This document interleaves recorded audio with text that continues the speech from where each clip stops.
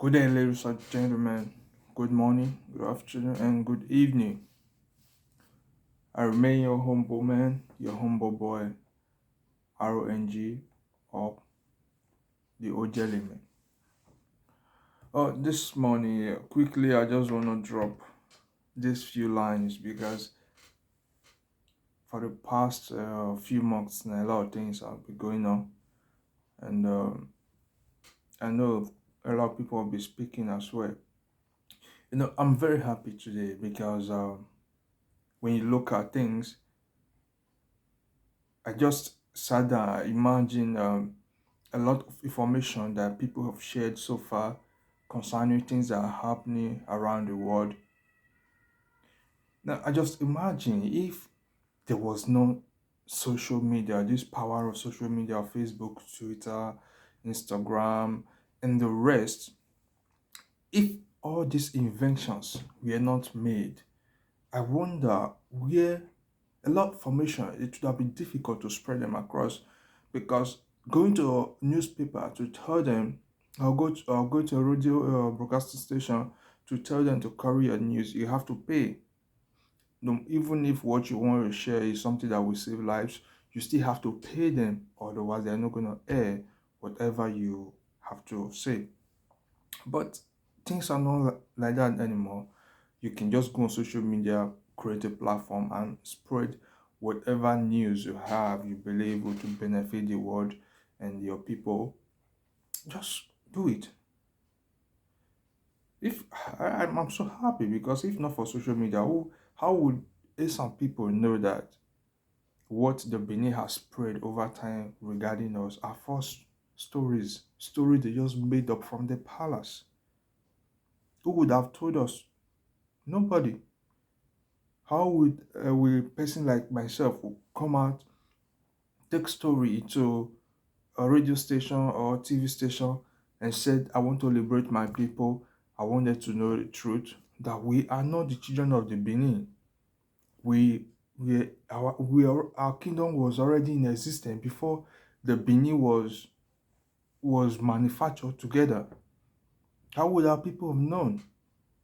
How would a person like Prince Aigbe Okosun come and share those history he's narrating today? We would have been able to do all those things. It would have been very, very difficult. But I'm so happy that social media, we are in a different age of a different age where a lot of things have been made very easy to access. Now, while I'm making this video, I know most of the time I talk about ASAN, but today I just want to talk about something different, but stay in the same line anyway. You know, 2023, here we are. Before we enter 2023, we already know about the Nigeria election, and a lot of people spoke. And I was not disappointed. A lot of pastors from Nigeria and across the world came out and prophesied. And a lot of them said, God said, show them. God told them what is going to happen during the election and how the whole thing will play out. There are a lot of stories, a lot of prophecy they gave that God said this, God said that, God said this. So, but today here we are. Today is 30th of May. Yesterday was 29th when Tinubu was sworn in as the president of Nigeria. Now, I'm a Christian. I'm a serious Christian. But I'm a kind of person that does support evil. Being a Christian doesn't make you a fool. It doesn't make you foolish. But we are living in a society where people who have done all kind of job trying to make it in life, they couldn't make it, then they switched because they know Christianity is something that Africa take very serious. Because Africa really always want to be committed to something, So this men came out, they retrained themselves how to play with the, the mind of the people. And they come out and tell people several nonsense. Now, let me say this before I go into that. I was in the school a few days ago, and a Cameroonian lady, I'm a Nigerian, a Cameroonian lady gave me a track of Daniel Oyedepo Olukoya, coming Asoyedepo, me, Daniel Olukoya, see, Olukoya, coming to Germany for a program that she want me to attend. I just took the paper, squeeze it, and threw it away. I told the lady, whatever you are looking for, I don't know. But whatever you are looking for, you are not going to get it there. Because these people, they are just coming to extort your hard-earned money. They are all fake. Few years ago, in Germany here, Apostle Suleiman came to Germany. In Duisburg, precisely. They did the program. A lot of people came. I was in that program live, not that they told me. I was there live. I saw things for myself. What really pains me, what really troubles my heart was a woman came with her son on a wheelchair. She wasn't a Christian, a Muslim. She came, and the reason why she came is because they've been watching Apostle Suleiman on TV. People told them, look, these Christians, their God can do miracle. Your son could walk again if this man pray for him, because they see what this man do online. They watch his program, they see all the miracles he does. The woman brought her son to the program, and Apostle Suleiman walked down to this woman and her son, and even asked the woman, if my God heal your son, will you serve my God? And the woman said yes. The whole church was, you know how these people behave now. The people were clapping, shouting, screaming. They finished screaming. Now it's time to do the job. Apostle laid hand on the young boy, prayed for him, prayed and prayed and prayed. I told you the real fact, nothing happened. I was there, not that I saw it on TV. Nothing happened. That woman left there with her son disappointed. I left there disappointed. Online, on TV, they show us all kind of nonsense. But when you really go there live, you don't see any of those things. All of them are being arranged just to extort people. Does that mean there is no God? I have had an encounter with God myself. So if not for that encounter, which I still hold on to, I would have believed that truly there is no God. But it's only a foolish man that will believe there is no God, because you can't believe there is evil and you want to believe there is no righteousness. As long as there is righteousness, there is evil. As long as there is evil, there is righteousness. So it just is simple. Now, that brings me, this is, what is this man's name again? Prophet Jeremiah Fufeyi. I foresaw outcome of 2023 election. He said the prophecy is about Nigeria forthcoming presidential election. Write it down, mark it, because the internet never forgets. Fufeyi said. He started that we are going to attack and crisis before the election. Nothing before the election. There will be attack and bloodshed. Okay. Speaking about the election day, Fufeyi said God had directed him to pay for the youth as he saw youths fighting and killing themselves. They made a mistake. It's not pay. It should be pray. I know most of those people, they don't know how to speak English, right? But they just keep trying to form us like they know something. I'm seeing destruction of ballot boxes. There is no Nigerian election either. It doesn't happen. It's normal for Nigeria that on the day of election, ballot boxes will be snatched, will be destroyed, set on fire. This is normal. Even if stupid man can even say this, can predict this. No? Fufeyi noted that why people voted heavily and clamored for a candidate, an announcement that surpassed their euphoria, dashed their enthusiasm. While most youth had projected the win of the Labour Party candidate, INEC declared Tinubu as the winner. The Lord told me that in less than 6 months, even if the winner was not expected and sick, there will be a change. The Lord has heard our cry. So the thing is, all these people, they are all scammer. This is one of the false prophets.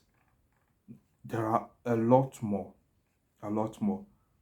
These are you Primate Ayodele.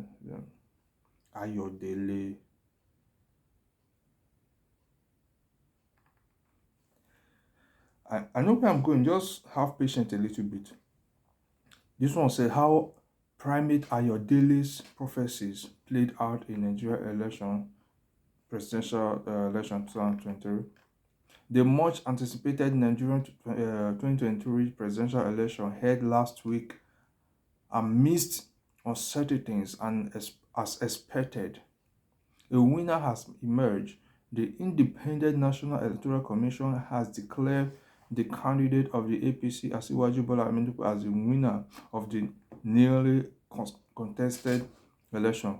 For critics of popular prophet Primate Elijah Ayodele, it may be an opportunity for them to drag the man of God, but unfortunately nothing of such would happen because the prophecy and warning the man of God gave all played out in the election, and only those with understanding will be able to assimilate. After they say some things that are not in line with whatever they prophesied that God showed them, God told them, didn't come to pass, then they ask you to use your understanding to understand prophecy. Where I'm going is this. Nigerians, not just Nigerians, Africans, but I want to stick to Nigeria. Why are we so daft? Why do we believe that God is going to, just because of we the Africans, God is going to start a new project again? A new project of recreation. Why do we think this way? That God is going to, because of us, because we've cried so much, and start a new project again. The Bible says God has finished his work and he has rested. Is it not the same world we are, the Europeans are? Is it not the same world we are, the Americans are? The Asians, the Middle East? Is it not the same world? Why is Africa different? In America, they believe in God. There are churches in America. You come to Europe, there are churches in Europe. Why is it that you don't see a young man with so much zeal, with so much knowledge, that would sit down, think how to invent things, we rather prefer to go to church, take everything he had, go and give it to a pastor, and pray that God bless him? Where does that happen? Who did this to us? The white people invented everything we're using today. And they are focused on inventing more. Their economy is expanding. But we, Africa, we are so foolish. We only use, we don't manufacture. We are so lazy. And that was what Buhari said. I didn't understand then, but now I understand better. We are so lazy. We give our lives to all those guy men and guy women who have failed in life, they came back to use the name of God to extort people. Tell me, if it's true that God actually multiplies money, if it's true that when you sow seed, God will come and bless you, why do the pastors depend on you to pay? Why don't they just take the little they have and sow it as seed and watch how their money multiplies? Why do they have to threaten you that if you don't pay your tithe, you will go to hell? Why do they have to force you that God said before he can bless you, you need to pay some money? That God said because before he can give you a wife or a husband, you need to pay some money. Some years back, I was, after I got married, so myself and my wife, we have a little difficulty in having our first child. So we prayed. We prayed and prayed and prayed and prayed because we were told that once a woman cannot take in, once a woman is facing difficulties in childbearing, all you need to do is to pray. We kept on praying. We kept on praying. We kept on praying. And meanwhile, what was disturbing my wife was fibroid. Now, church told us to pray. As a matter of fact, I went to see my general overseer. I told him, look, since I got married, we have been trying to conceive and it's not forthcoming. And he asked me, how long have we been married? And myself and my wife, I said 3 months. No, 6 months. He said, just 6 months and you're already complaining? Abraham waited for 20 years. I said, sir, I'm not Abraham. I am me, not Abraham. Abraham could wait for as long as he wanted. But me, the Bible said, it didn't say you have to wait. The Bible said, ask. And I've asked. I believe that your faith is stronger than mine. So I came to you to help me also ask God. But nothing happened until my wife went to do fibroid operation. The moment she finished the fibroid operation, the next year, that was when she conceived. This is something we prayed for. Not until we did the right thing, nothing happened. God is not foolish. God is wiser than man. God created man and put everything man need to survive on earth. He put everything around man, but we are so foolish. We keep going every day on our knees. How come a working hour? Men, your guys who are supposed to be in office, they are in the church praying. God bless me. Unmerited favor. Yagadagada. Praying all kind of nonsense. And the Bible said a man who does not work shouldn't eat. And here you are praying for manna, praying for miracle money. Where does it exist from? At a time when something happened in our country, they tell us to pray. But those who are telling us to pray, they don't finish in Western world. Their children go to school in Western world. If they need something, they don't pray. They just play with your mindset that give. If not, God will be angry with you. And you give. They use it to enjoy themselves. As a matter of fact, a man of God was boasting of having 3 private jets. Hello. Jesus Christ only ride on a donkey, and that donkey was not for him. I could understand that those days, if you have a donkey, it's like you have a private jet, and that donkey never belongs to Jesus. He borrowed it, used it for what he wanted to use it for, and he returned it back. But today, men will come and say, we are servants of God. I understand you are servants of God, and you are extorting people, destroying lives, and you're telling me you are here to save. Look at Nigeria. Look at the level where we are. Buhari was giving a speech the other day that he left electoral process that is free of fraud. That through the electoral process, People can now vote, choose who they want to be their leader. Are you kidding? Are you kidding? And we have all those pastors who are being respected more than the president of the country. Their own is to receive Ghana must go. Once they receive Ghana must go, nobody talk about it. They tell you don't talk about it, don't talk about the president in a bad manner, that God will be angry. Angry what? Angry what? That you are fighting for your country to get better. It shocked me that all these people who claim Nigeria need help,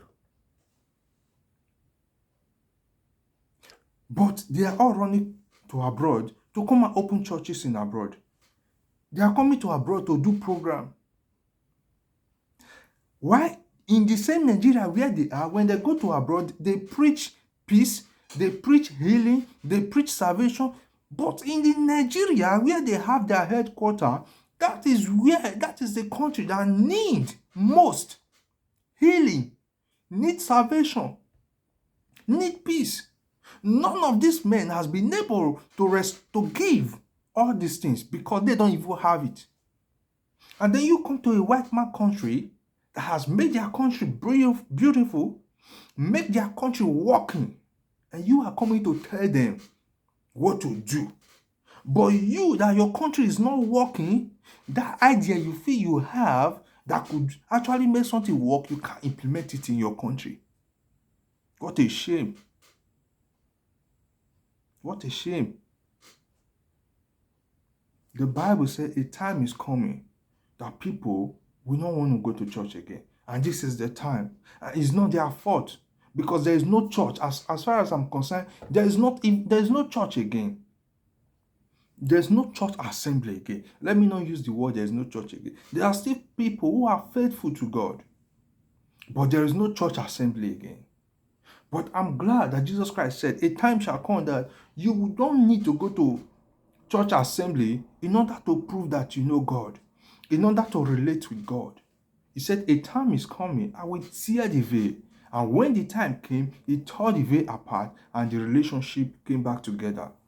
That you can be in anywhere, your soul is connected to God. That you don't need to carry a Bible in your hand, dress in one kind way, just for people to believe you know God. No. If you know God, God knows you know him or not. Nigerians, we need to wise up.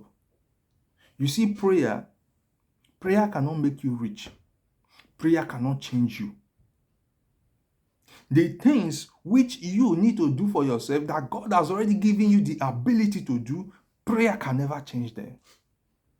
Until you engage in the real form, in the real way, system of achieving that goal, prayer can do nothing for you. But is it good to pray? Yes. It's very good to pray. When you know your God, it's good to pray. But prayer is not to settle those things you think. Now, I'll give you one story. There was a young man who was attending school. The guy wrote an exam and he failed.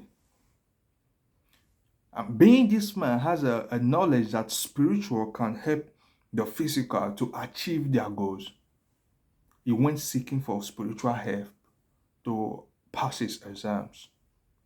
He went to a native doctor and told the native doctor, Baba,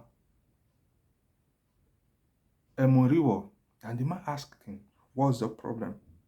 He said, me doc exam, me vas abo bonfo, me da filo, me who ne pass on exam. I hear whether saboru moment, and I speak in English. He said, Baba, there is a problem. I failed my exam, and someone told me that you can help me. There's something you will give to me that will help me pass my exams. The Baba said, okay, no problem. He said, go, come back in 7 days. And the exam was around the corner, was just 2 weeks away. The following week, the guy came. And now it's remaining 1 week to exam. The Baba brought out an oil and gave to the young man. And he said, every day for the next 7 days till your exam day, you will wake up 12 in the midnight, wash your face, take this oil, put some in your palm, and use it to rub your face.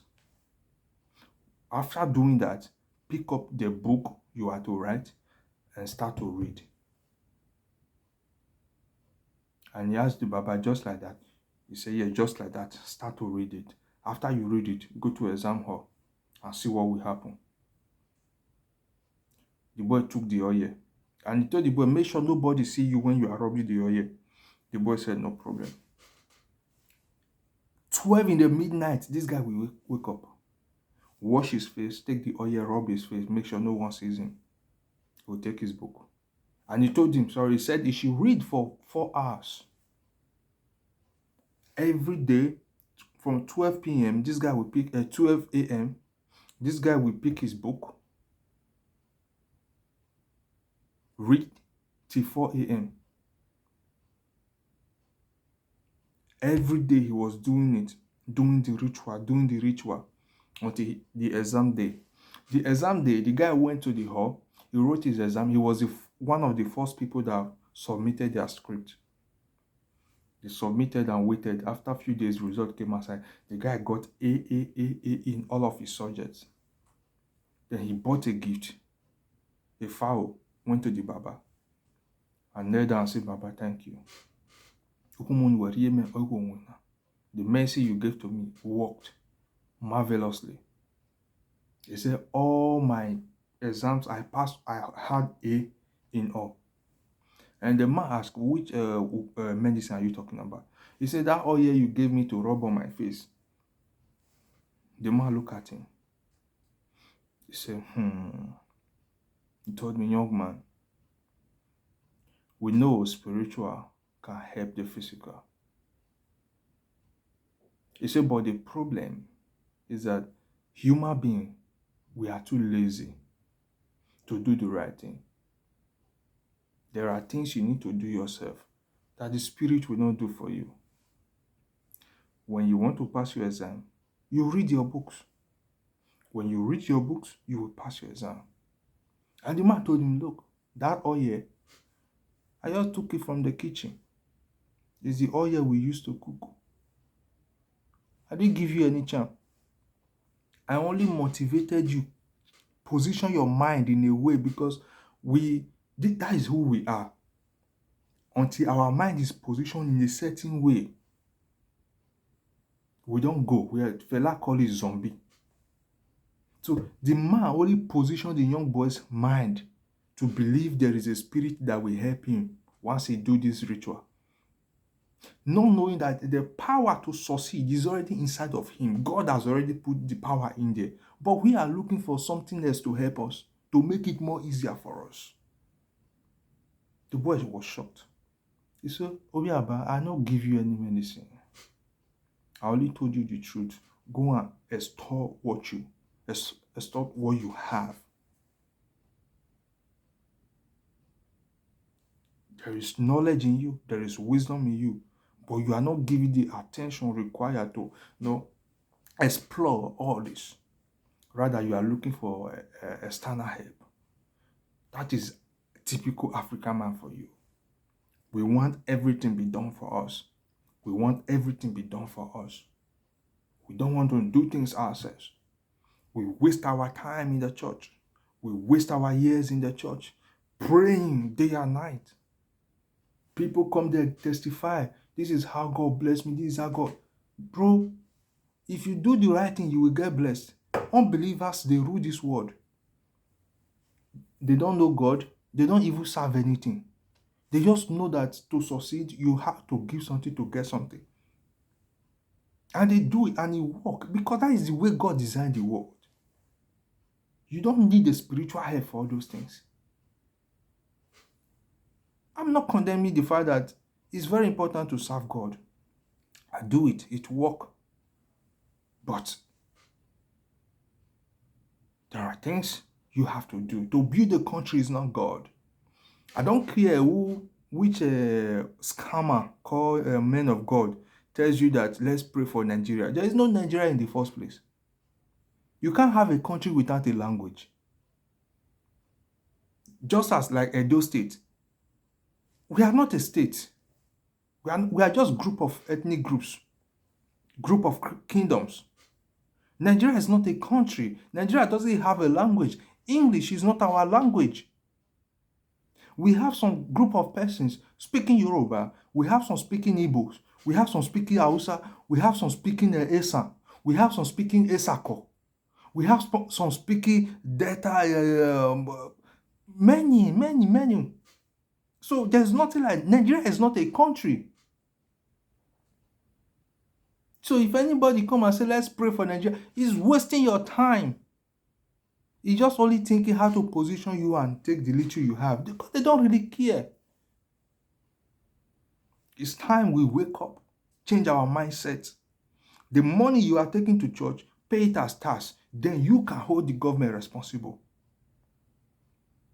Because a country who pay tax cannot be compared to a country who pay tithe. Tithes don't build country for you. And church will not build your country. Your taxes build your country, not your tithe. Tithe is for the belly. It's for the belly of the man called pastor or whatever they call them. It's for their own belly. But tax is to build your country. What kind of a pastor will not come outside to tell the people to hold government responsible? What kind of a pastor are you? You are buying expensive cars when there is no road. You don't care because your children don't live here. They only come on holiday if they feel like they are all studying abroad. So, man, I don't want to say too much. I think by now I've already said a lot of things and I have other things to do. But all I want to say is let's wise up. We are in 2023 now. My generation soon will go away. Our children will continue. And if we don't deal with this now, our children will continue dealing with the same problem we experienced. It's not about you being rich.